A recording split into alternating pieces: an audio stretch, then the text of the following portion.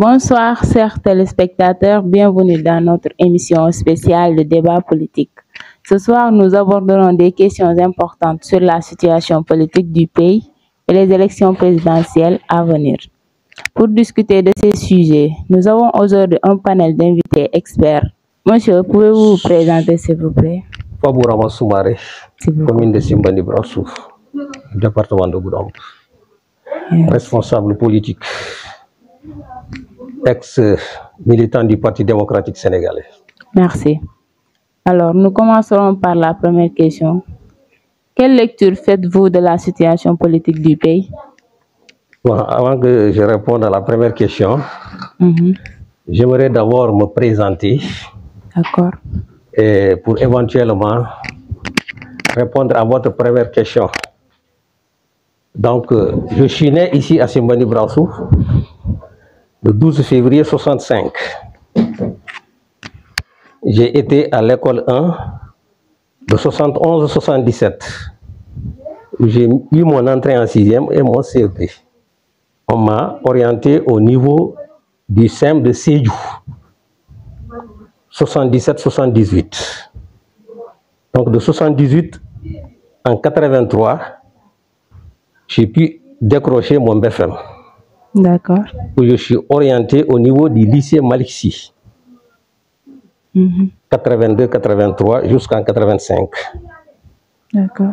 Mon niveau d'études n'est pas tellement élevé, car j'ai cessé mes études en première en 85.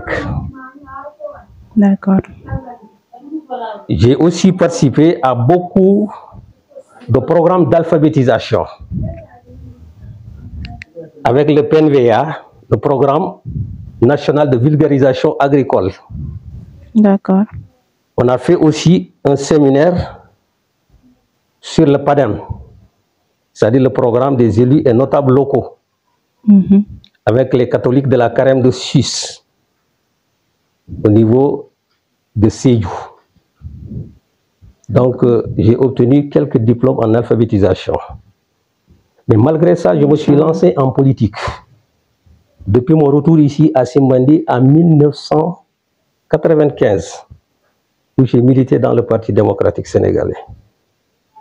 Donc, vu les échéances passées, j'ai pris un peu de recul par rapport à ma vision politique, par rapport à ma conviction politique,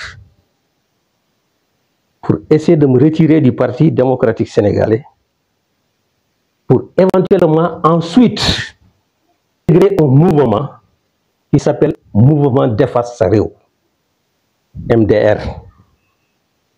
Un ami de longue date, avec qui on a travaillé ensemble dans le Parti démocratique sénégalais. Je veux parler de Babacar Ndao, qui fut directeur du ministère de l'Environnement sous l'ère Wade, dont le ministre était Bodou Diane Fada, directeur national d'assainissement, une fois et deux fois. Ensuite, il a intégré le gouvernement de Maître Wade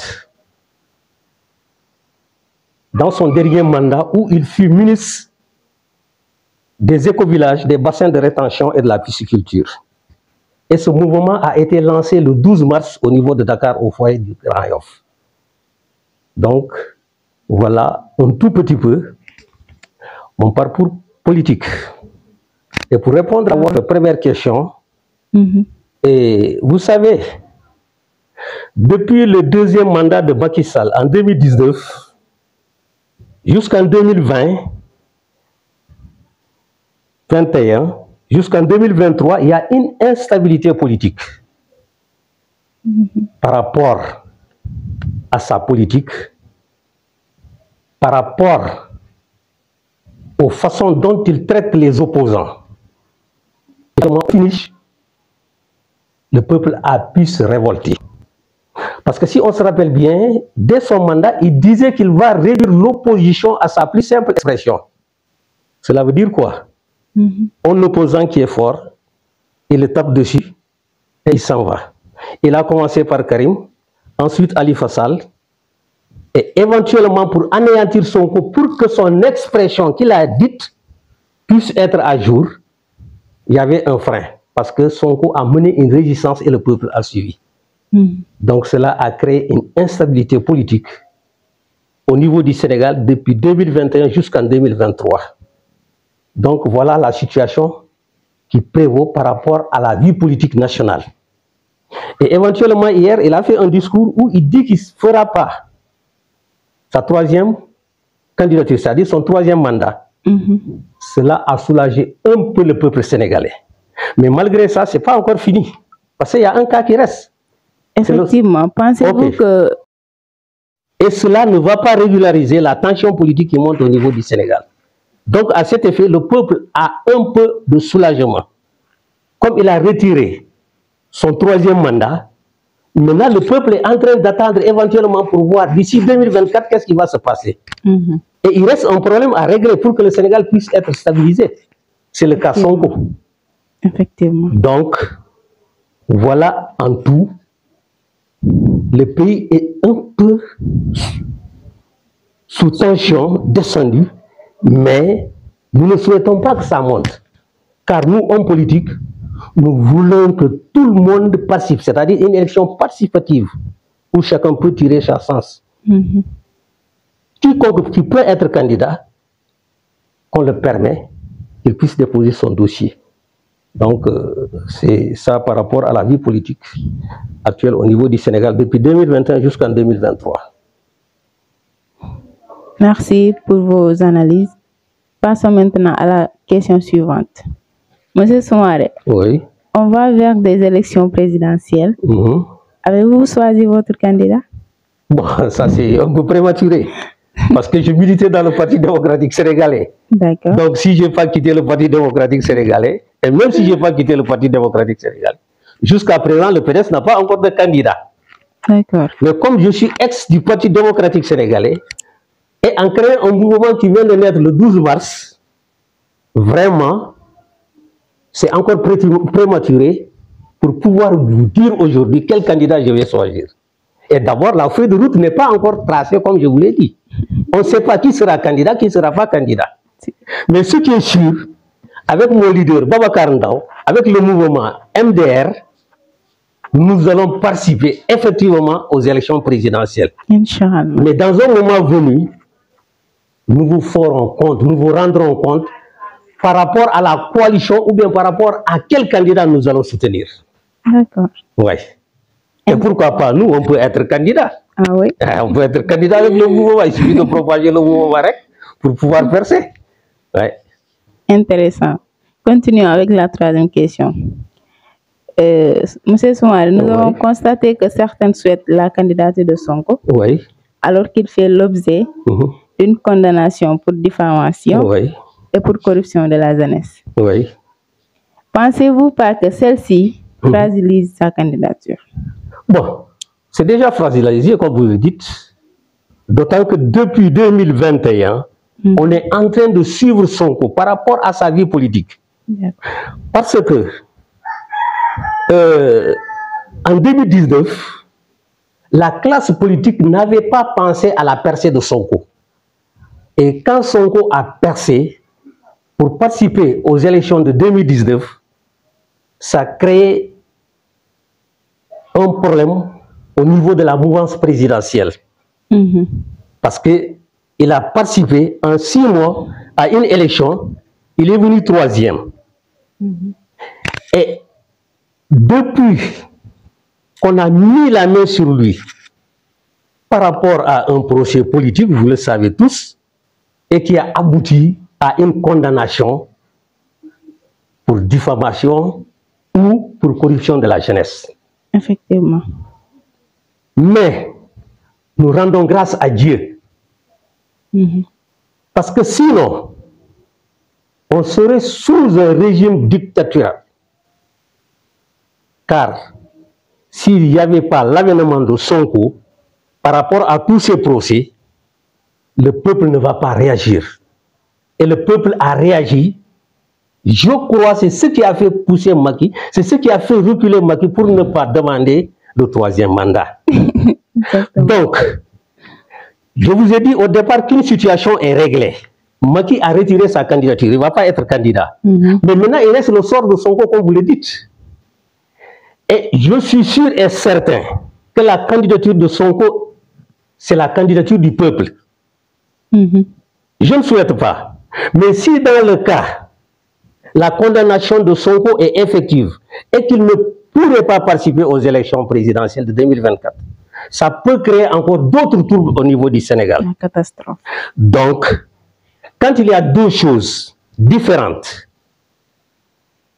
pour moi, si j'étais à la place du président sortant, j'aurais piétiné la condamnation et éventuellement permettre à Sonko de participer aux élections présidentielles.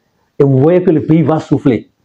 Parce que les Sénégalais sont mûrs et chacun sait où il doit jeter sa carte. Donc, je vous ai dit qu'hier soir, le pays a lancé un ouf. Mais il reste encore, ils sont en train d'inspecter par rapport au sort de Sonko et par rapport au parrainage. Et ça peut créer encore d'autres troubles au niveau national. Merci pour vos réflexions. Alors, on progresse avec la suivante. Que pensez-vous de la situation politique dans la commune de Simbani Brassou? Bon, la situation politique dans la commune de Simbani Brassou, comme je vous ai dit que jusqu'à présent, la feuille de route n'est pas encore tracée. Mais n'empêche, au sein de la commune de Simbandi, nous avons une équipe sur place. Nous avons une équipe sur place. Donc l'équipe c'est quoi? C'est l'équipe municipale où je suis conseiller. Et je sais que depuis qu'on est installé au niveau de l'institution, les gens sont en train de travailler la main dans la main,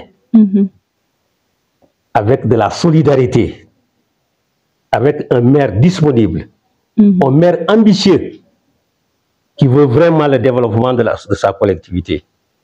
Parce que moi, lors du premier conseil, je suis, les élections passées, le coordonnateur de la coalition Yehu Askan. Et je suis conseiller au niveau de l'institution. Mais dès la première réunion, j'ai pris la parole en disant au conseil municipal que moi, Fabourama, c'est fini la politique. C'est le travail qui reste. Car nous constituons une équipe où à la fin du mandat de 5 ans, tout conseiller a droit à faire un bilan, car nous sommes tous responsables. Et je suis dans cette dynamique. Le maire, nous avons des relations respectueuses, des relations d'amitié, des relations de respect et des relations sociales. Et vraiment, ce qu'il est en train de faire, ce qu'il a entamé, ça m'a réconforté. Parce que d'abord, il faut commencer par moderniser ton lieu de travail pour que les gens puissent te respecter. Et vous voyez, si vous allez au niveau de la mairie, les guichets sont fermés, où les agents peuvent travailler sans dérangement. Donc, par rapport à ça, vraiment, nous constituons une équipe. Et nous avons droit à le soutenir parce que la politique, c'est fini. Et nous qui sommes conseillers, nous sommes responsables du bilan de fin de mandat. Absolument. Merci pour vos observations très remarquables. En résumé, pour conclure ce débat, nous avons la dernière question qui est bien sûr la suivante. Monsieur Soumaré, en tant que conseiller municipal, quelle appréciation faites-vous du travail du maire, vu qu'il a eu à réaliser des choses dans la commune et qu'aussi d'autres projets sont en cours? Effectivement, comme je vous ai dit, moi je ne veux même pas parler du maire parce que nous constituons une équipe avec un dirigeant. Mais quant à nous ici, à la fin du mandat, on dit que le maire n'a pas travaillé. Et les gens oublient qu'ils sont conseillers et qu'ils sont responsables par rapport à la gestion du maire. Effectivement. Donc, tout conseiller est responsable. Mais, par le biais du maire, par ses orientations, nous pouvons le suivre. Mais si c'est un projet, ou bien c'est une œuvre qui n'arrange pas la commune, moi, en tant que conseiller de l'opposition, et même si je ne suis pas de l'opposition, j'ai droit à lui dire, monsieur le maire, non, halte, ça c'est pas bon, il faut qu'on essaie de faire ça et ça. Donc moi, je suis dans cette dynamique. Et depuis lors, nous avons vu ses ambitions par rapport aux 2 voiries qu'il a tracées. malgré que le travail n'est pas encore fini. Nous souhaitons que ça soit terminé dans le plus bref délai. Mais aussi par rapport à l'éclairage public ou à Simbandi, quand vous sortez, on dirait que vous êtes à l'intérieur de Dakar. Et d'autres projets, encore d'autres projets qu'on souhaite que ça vienne à Simbandi. Parce que quand ça vient à Simbandi, nous avons la tête haute devant la population qui nous a élus. Et vraiment, à la fin du mandat, nous allons nous regarder les yeux dans les yeux. Ouais.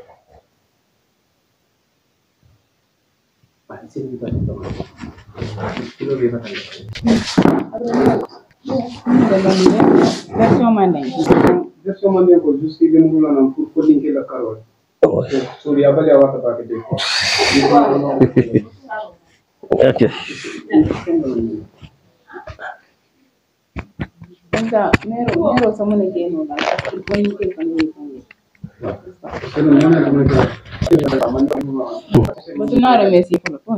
Ouais.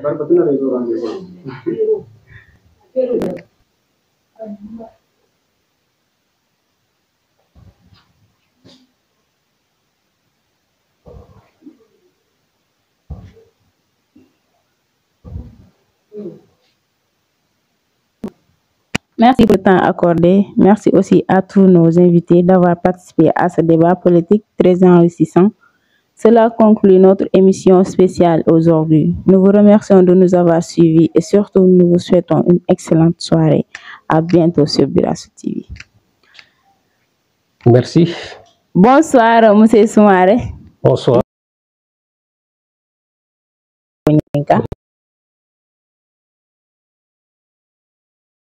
Pour mon version mandengora.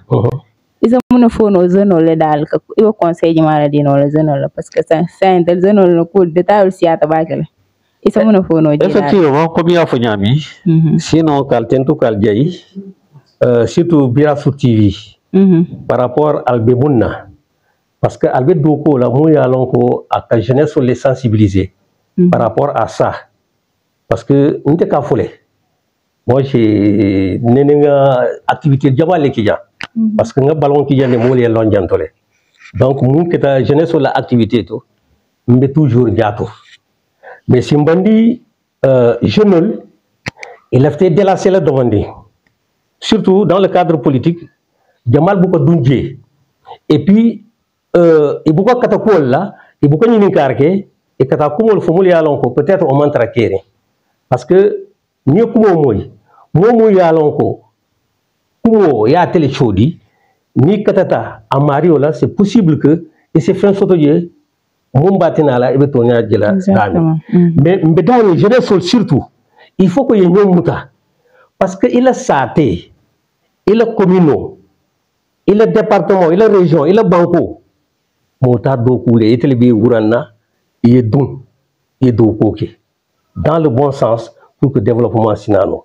mais ni be siri la korda kono wo kube kela e kon ndatige donc sama jwal be dakelaje et puis itine deno la yamuru koma yetaraka critiquer ke donc ole kam batandi bake Simbandi janto mais leftale jeune yi intéressé Paul Bela yi intéressé vraiment Simbandi nyanta kila gadi li faut développer et ka réunion organisée des journées de sensibilisation des journées de réflexion mo yalon ko miran ko nyanta kila nyaadi len tel fonding ke Simbandi sans distinction de race si mo nyana tarlaji les porteurs de voix wala nyanta sile le boato wat ka kacha na komino nyanta kala nyaadi le pour nga ta nyaato nyanta mune kala pour nga funti mol ka nga fa sambana mu yalon ko sen na komino na mais nimbe siri iro ko to ka te minjeto ni so kuda yete la programme be keri imbe intéressé la donc il komino nyaato ko mul biye mul tata yi engagement ta abe kana reposer le compte ka fol wandu ko ke a tra ko do ko mbele nyanta sa merci beaucoup comment qu'on faut compta la compta barka bake merci